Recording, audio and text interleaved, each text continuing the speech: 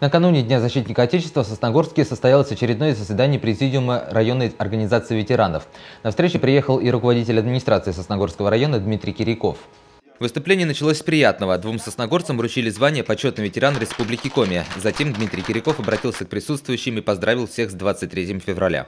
Пожелать вам прежде всего, конечно же, крепкого здоровья, чтобы вас ваши родные и близкие не забывали, поддерживали, помогали и, главное, любили. Затем Дмитрий Киряков вручил сильной половине президиума Сосногорской районной организации ветеранов подарки в честь одного из самых любимых мужских праздников. Ответное слово взял председатель Совета ветеранов. Владимир Востряков поблагодарил администрацию за сотрудничество, особо отметив, что не везде в республике есть подобные примеры, когда муниципалитет выделяет и ремонтирует помещения, еще и помогает финансово. Ветераны не остались в долгу, они пригласили руководителя районной администрации к празднично накрытому столу.